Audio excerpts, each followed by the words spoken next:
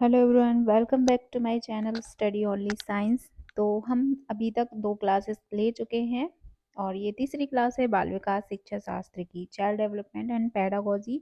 अगर आप किसी भी टीचिंग एग्ज़ाम की तैयारी कर रहे हैं तो ये सभी के लिए हेल्पफुल है, क्योंकि पेडागोजी हर एक टेट एग्ज़ाम हो कोई सा भी तो उसमें आती ही है। तो आप सभी लोग क्लास से जुड़िए और पूरी क्लास देखिए, अंत तक देखिए। वीडियो अच्छी लगती है तो लाइक कर दीजिए और क्वेश्चन आपको अच्छे लगते हैं तो आप कमेंट भी कर सकते हैं। तो शुरू करते हैं हमारे प्रश्न।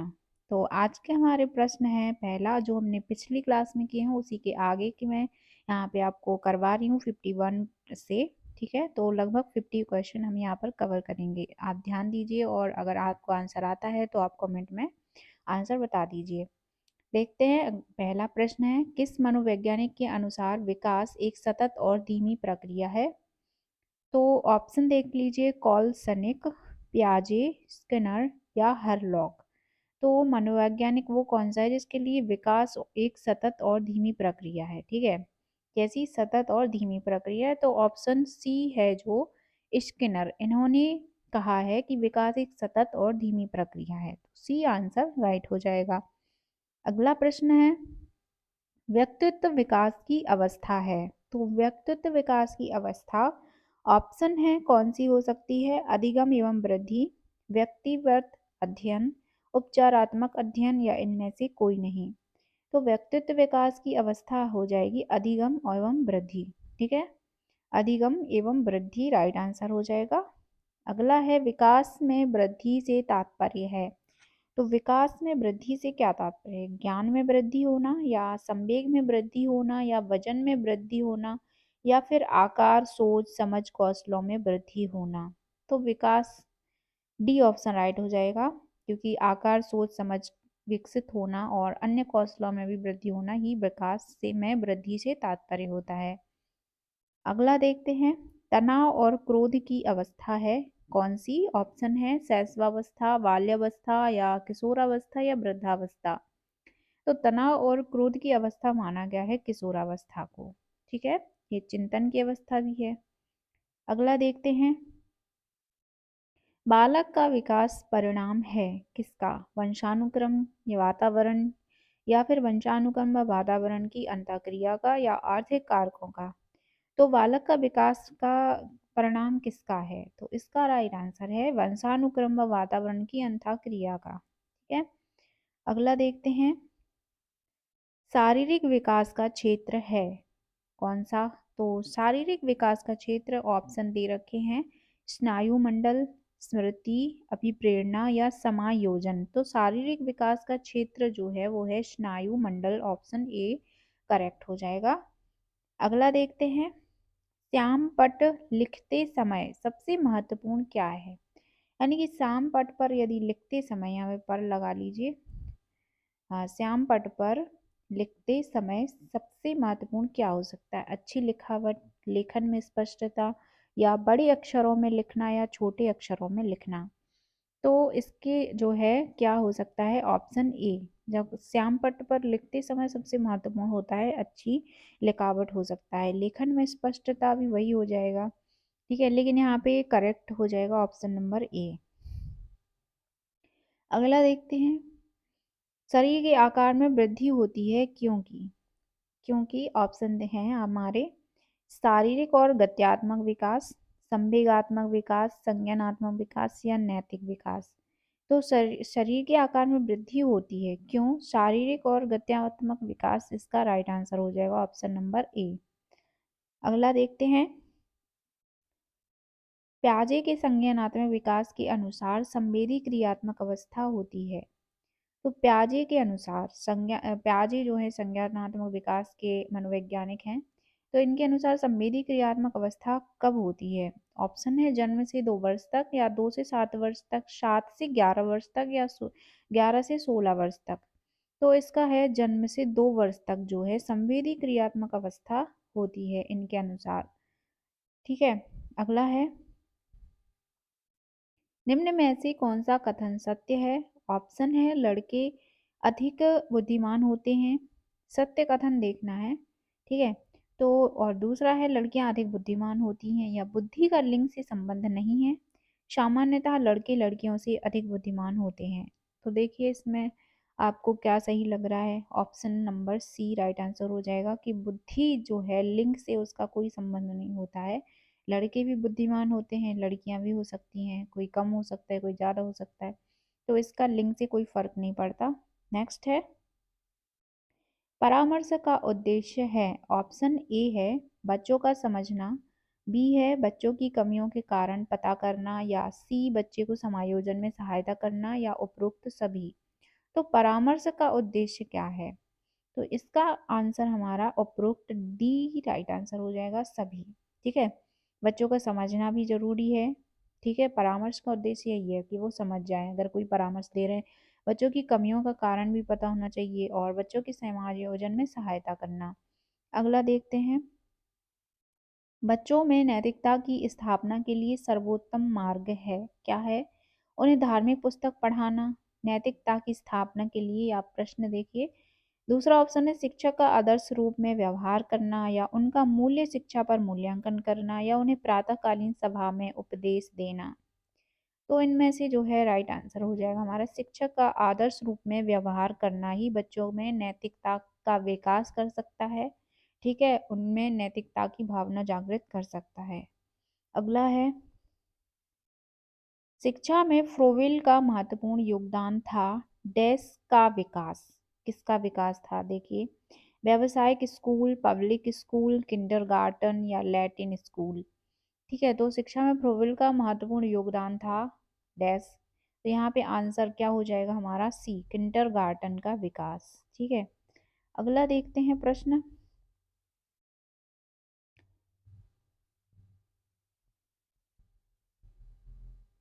हम्म एक अच्छा अध्यापक विद्यार्थियों के मध्य बढ़ावा देता है। तो एक अच्छा अध्यापक जो है मध्य विद्यार्थियों के मध्य बढ़ावा देता है। ऑप्शन देखते हैं, प्रतियोगिता की भावना का, सहयोग की भावना का, प्रतिद्वंद्विता की भावना का, या तटस्थता की भावना का। तो इसका बी जो है राइट आंसर है, सहयोग की भावना को बढ़ावा देना चाहिए। ठीक है, नेक्स्ट है, शिक्षक का अति महत्वपूर्ण उद्देश्य है। ऑप्शन है आजीविका कमाना, बच्चे का सर्वांगीण विकास, पढ़ना एवं लिखना सीखना, या बुद्धि का विकास। तो शिक्षक का अति महत्वपूर्ण उद्देश्य क्या हो जाना चाहिए? बच्चे का सर्वांगीण विकास होना चाहिए। ऑप्शन बी राइट आंसर है। अगला है, डैश तथा डैश की विशिष्ट अन्योन्य क्रिया का परिणाम विकास के विविध मार्गों और निष्कर्षों के रूप में हो सकते हैं। ऑप्शन है वंशानुक्रम, पर्यावरण, चुनौतियों, सीमाएं और स्थिरता, परिवर्तन, या खोज या पोषण। तो देखिए इसका राइट आंसर क्या है? वंशानुक्रम तथा पर्यावरण की विशिष्ट अन्योन्य क्रिया का परिणाम होता है विकास के विविध मार्गों और निष्कर्षों के रूप में हो सकते हैं। अगर पर्यावरण और वंशानुक्रम में विभिन्नताएं हैं तो उसी तरह से उसी परिणाम के अनुसार मतलब विकास होगा एक बच्चे का। अगला देखते हैं, भारत सरकार की कंप्यूटर आधारित अधिगम प्रक्रिया के माध्यम से छात्रों को सिखाने के लिए आईटी स्कूली योजना वर्ष डैश में शुरू किया गया था। तो ये कब शुरू हुई थी? तो इसका जो है 2001, 2003, या 2004, या फिर 2006। तो ये शुरू हुई थी 2004 में। ठीक है, इसका राइट आंसर है 2004 में शुरू हुआ था कंप्यूटर आधारित अधिगम, ठीक है, प्रक्रिया के माध्यम से छात्रों को सिखाना। अगला है प्रश्न, 6 से 14 वर्ष के बीच के आयु के बच्चों को एक मौलिक अधिकार के रूप में मुफ्त और अनिवार्य शिक्षा देने के उद्देश्य से सर्व शिक्षा अभियान वर्ष कब प्रारंभ किया गया था? ऑप्शन दे रखे 1996, अभी हम आंसर नहीं बता रहे हैं। देखिए 1996 है, 1998, या 2001, या 2003। तो ये जो है सर्व शिक्षा अभियान कब प्रारंभ किया गया था? 2001 में। इसका राइट आंसर हो जाएगा 2001। अगला देखते हैं, स्तरीय गुणवत्तापूर्ण शिक्षक शिक्षा के लिए पाठ्यक्रम ढांचा राष्ट्रीय अध्यापक शिक्षा परिषद द्वारा वर्ष डैश में निकाला गया था। ये सन वाली प्रश्न जो है नोट डाउन कर लीजिए। ऑप्शन है हमारे 1990, 1992, 1998, या 1996। तो ये है इसका राइट आंसर, 1998 में निकाला गया था। तो अगर आपको क्लास अच्छी लग रही हो तो लाइक करते जाइए। अगला प्रश्न है, निम्नलिखित में से कौन सा महत्वपूर्ण प्रभाव शिक्षण की प्रभावकारिता पर निर्भर करती है? तो कौन सा महत्वपूर्ण प्रभाव है जो शिक्षण की प्रभावकारिता पर निर्भर करता है? ऑप्शन है विद्यालय की संरचना, शिक्षक को विषय की समझ, शिक्षक की योग्यता या शिक्षक की लिखावट। तो सबसे जो निर्भर करती है वो है शिक्षक को विषय की समझ होना जरूरी है। अगला देखते हैं, शिक्षक निम्नलिखित के लिए शिक्षण संबंधी सहायता सामग्री का उपयोग करते हैं। ऑप्शन है छात्रों को प्रभावित करने के लिए, शिक्षण को रोचक बनाने के लिए, सी है छात्रों को एकाग्रचित्त बनाने के लिए या छात्रों के अंदर शिक्षण रखने के लिए। तो इसका जो है शिक्षण को रोचक बनाने के लिए जो सहायता सामग्री है वो उपयोग करना चाहिए कि शिक्षण रोचक बने, जिससे विद्यार्थी उसमें इंटरेस्ट लें। अगला देखते हैं, यदि बुलाए जाने पर कुछ छात्रों के माता पिता अभिभावक आकर शिक्षक से नहीं मिलते तो शिक्षक को क्या करना चाहिए? ऑप्शन है माता पिता को लिखना चाहिए, जाकर उनसे मिलना चाहिए, वैसे छात्रों को दंडित करना चाहिए या फिर वैसे छात्रों को अनदेखा करना चाहिए। तो इसका समाधान क्या हो सकता है? जाकर उनसे मिलना चाहिए। अगला देखते हैं, किसी पठन सामग्री को एक रूप में पढ़ना डैश पढ़ाई के रूप में जाना जाता है। किस तरह की किसी पठन सामग्री को एक रूप में पढ़ना? तो ऑप्शन दे रखे हैं हमारे, बंटित या समूहित या अंतरालित या इनमें से कोई नहीं। तो इसका राइट आंसर है हमारा इनमें से कोई नहीं। ठीक है, तो इस तरह की पढ़ाई को एक रूप में पढ़ना इसमें ऑप्शन में नहीं है, तो ऑप्शन डी हमारा राइट आंसर हो जाएगा। अगला है, पाठ्यचर्या निर्माण को कार्य माना जाता है किसका? एक नेमीय कार्य, एक विशेषज्ञता कार्य नहीं, एक अत्यधिक विशेषज्ञता कार्य, एक महत्वपूर्ण कार्य नहीं। तो पाठ्यचर्या निर्माण को क्या माना जाता है? एक अत्यधिक विशेषज्ञता का कार्य। ठीक है, ऑप्शन सी राइट आंसर है। अगला प्रश्न है, विद्यार्थियों की प्रशंसा की जानी चाहिए। ऑप्शन ए है एकांत से में, अलग से, लोगों के बीच या व्यक्तिगत रूप से। तो विद्यार्थियों की प्रशंसा कब करनी चाहिए? लोगों के बीच। सी राइट आंसर है। अगला देखते हैं, निम्नलिखित में से क्या उससे उस खांचे या रेंज को सूचित करता है जिसके भीतर किसी योग्यता या गुण के लिए किसी व्यक्ति के प्रवीणता स्तर का फैसला किया जाता है? तो किसके माध्यम से? ग्रेड, अंक या ग्रेड एवं अंक दोनों या इनमें से कोई नहीं। तो इसमें है जो है ग्रेड। ठीक है, ये प्रवीणता के स्तर का फैसला किससे? ग्रेड के माध्यम से किया जाता है। अगला है, अनुसंधान से पता चलता है कि हमारी पढ़ाई का डैश हिस्सा दृश्य और श्रवण अंगों के माध्यम से ग्रहण किया जाता है। ठीक है, कितने परसेंट हिस्सा, यानी परसेंट दी रखा है तो 60% या 85% या 50% या 95%। तो इसमें जो है 85% यानी कि 85% हिस्सा दृश्य और श्रवण अंगों के माध्यम से ग्रहण किया जाता है अनुसंधान में। अगला देखते हैं,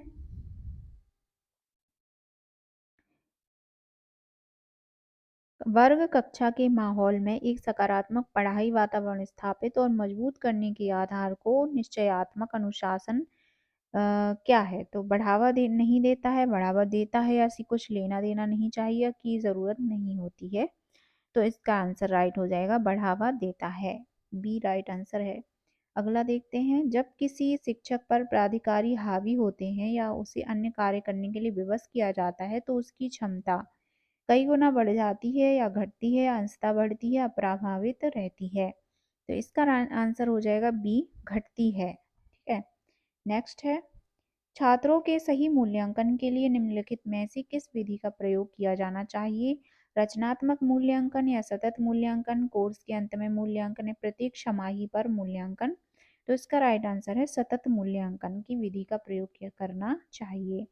अगला देखते हैं, एक शिक्षक को समाज में सम्मान मिलना चाहिए जब वह एक आदर्श शिक्षक जीवन जीता हो या निष्ठापूर्वक अपनी ड्यूटी करता हो या प्रभावकारी तरीके से पढ़ाने में सक्षम हो या ये सभी? तो इसका राइट आंसर हो जाएगा ये सभी। अगला है, निम्नलिखित में से किसे आप अधिगम की सबसे उचित परिभाषा मानेंगे? समस्याएं हल करना, विशिष्ट हुनर का विकास, आचरण संबंधी प्रवृत्ति का विकास या इनमें से कोई नहीं? तो ये है इसका राइट आंसर हो जाएगा इनमें से कोई नहीं। अधिगम की सबसे उचित परिभाषा किसे मानेंगे?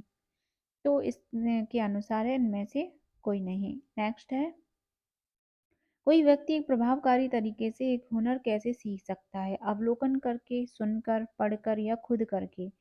तो इसका राइट आंसर हो जाएगा डी, स्वयं करके। वो सबसे प्रभावी तरीके से सीख सकता है। अगला है, वर्णमाला की पहचान डैश वर्ष की आयु में शुरू होती है? तो कितने वर्ष में? 6, 5, 4 या 3? तो वर्णमाला वो सीख सकता है 3 वर्ष की आयु से शुरू होती है। अगला है, विद्यार्थियों में सामाजिक विकास विकसित करने हेतु एक अध्यापक को चाहिए कि वह जाने विद्यार्थियों की व्यक्तिगत रुचियों को, विद्यार्थियों के शारीरिक विकास को, या विद्यार्थियों के सभी पक्षों को, या विद्यार्थियों के कार्य निष्पादन को? तो इसका जो है राइट आंसर हो जाएगा विद्यार्थियों के सभी पक्षों को वह जाने, तभी वो सामाजिक विकास विकसित करने में अध्यापक इसकी पहचान करने के लिए विद्यार्थियों के सभी पक्षों को जानना जरूरी है। नेक्स्ट है, शब्द आइडेंटिकल एलिमेंट्स समान तत्व निम्न में से गहन संबंध रखता है किसमें? समान परीक्षा क्वेश्चन, सहयोगियों से ईर्ष्या, अधिगम स्थानांतरण या समूह निर्देशन? तो इसका राइट आंसर हो जाएगा अधिगम स्थानांतरण। ठीक है, सी राइट आंसर हो जाएगा। स्फूर्ति अवस्था कहा जाता है किसे? शैशवावस्था को, किशोरावस्था, प्रौढ़ावस्था या बाल्यावस्था? तो स्फूर्ति अवस्था है बाल्यावस्था को कहा जाता है। अगला प्रश्न है, वातावरण वह बाहरी शक्ति है जो हमें प्रभावित करती है? किसने कहा है? वुडवर्थ या रॉस या एनास्टमी या फिर इनमें से कोई नहीं? तो वातावरण वह बाहरी शक्ति जो हमें प्रभावित करती है, कहने वाले वैज्ञानिक है रॉस, इन्होंने कहा है ये वाली लाइन। अगला है, संवेदना ज्ञान की पहली सीढ़ी है, यह कथन किसका है? मानसिक विकास का, या शारीरिक विकास है, या ध्यान का विकास है, या भाषा का विकास है? तो संवेदना ज्ञान की पहली सीढ़ी है, यह कथन है किस संबंध में? तो ये मानसिक विकास के संबंध में है। इसका राइट आंसर ए हो जाएगा। मानव विकास के संबंध में कौन सा कथन गलत है? विकास पूर्वानुमेय होता है, विकास सामान्य से विशिष्ट की ओर होता है, विकास रेखीय होता है, विकास निरंतर होने वाली प्रक्रिया है? तो कौन सा कथन गलत हो जाएगा? विकास रेखीय होता है, ये बिल्कुल भी नहीं होता है। नेक्स्ट है, शारीरिक विकास का क्षेत्र है डैश स्नायु मंडल, मांसपेशियों में वृद्धि या एंडोक्राइन ग्लैंड्स या फिर उपरोक्त सभी? तो शारीरिक विकास है उपरोक्त सभी। ठीक है, इन सभी का विकास होता है। नेक्स्ट है, निम्नलिखित में से कौन सा वंशानुक्रम का निकाय नहीं है? समानता या भिन्नता या प्रत्यागमन या अभिप्रेरणा? तो वंशानुक्रम का निकाय नहीं है कौन सा? तो अभिप्रेरणा जो है वंशानुक्रम का निकाय नहीं है। अगला है, 20वीं शताब्दी को बालक की शताब्दी कहा जाता है, यह कथन किसका है? Murray, Adler, crow and crow या जेबी वॉटसन का? तो ये कथन है क्रो एंड क्रो का। ठीक है, सी राइट आंसर है ऑप्शन। अगला देखते हैं, इस अवस्था को मिथ्या पक्वता का समय भी कहा जाता है, शैशवावस्था को, या बाल्यावस्था को, किशोरावस्था या प्रौढ़ावस्था? तो मिथ्या पक्वता का समय किसे कहा जाता है? तो बाल्यावस्था को कहा जाता है। ऑप्शन बी राइट आंसर हो जाएगा। शैशवावस्था की विशेषता नहीं है कौन सी? शारीरिक विकास की तीव्रता, दूसरों पर निर्भरता, नैतिकता का होना या मानसिक विकास में तीव्रता? तो जो शैशवावस्था की विशेषता नहीं है वही नैतिकता का होना। अगला देखते हैं, शैशवावस्था की मुख्य विशेषता नहीं है, सीखने की प्रक्रिया में तीव्रता, या जिज्ञासा की प्रवृत्ति, या अनुकरण द्वारा सीखने की प्रवृत्ति, या चिंतन प्रक्रिया? तो शैशवावस्था की जो विशेषता नहीं है वो है चिंतन प्रक्रिया। अगला है, किस मनोवैज्ञानिक के अनुसार विकास एक सतत और धीमी धीमी प्रक्रिया है? ये किसने कहा है? कॉल्सनिक, प्याजे, स्किनर या हरलॉक? तो ये वाले जो कहने वाले कथन है ये है प्याजे। ठीक है, नहीं, इसका आंसर राइट हो जाएगा हरलॉक। ये हरलॉक का कथन है कि विकास बहुत ही सतत और धीमी धीमी प्रक्रिया है, हरलॉक ने कहा है। नेक्स्ट है, बिग व हैट डैश की विशेषताओं को सर्वोत्तम रूप से व्यक्त करने वाला एक शब्द है परिवर्तन। परिवर्तन शारीरिक, सामाजिक और मनोवैज्ञानिक होता है। तो ये कौन सी अवस्था होती है? ठीक है, किस अवस्था की ये विशेषता है ये बताना है, तो ये है किशोरावस्था की। ठीक है, यहाँ पे शारीरिक परिवर्तन, सामाजिक और मनोवैज्ञानिक परिवर्तन होते रहते हैं। नेक्स्ट है, मानव विकास का कुछ विशेष सिद्धांतों पर आधारित है, निम्न में से कौन सा मानव विकास का सिद्धांत नहीं है? ऑप्शन है निरंतरता, अनुक्रमिकता या सामान्य से विशिष्ट या प्रतिवर्ती?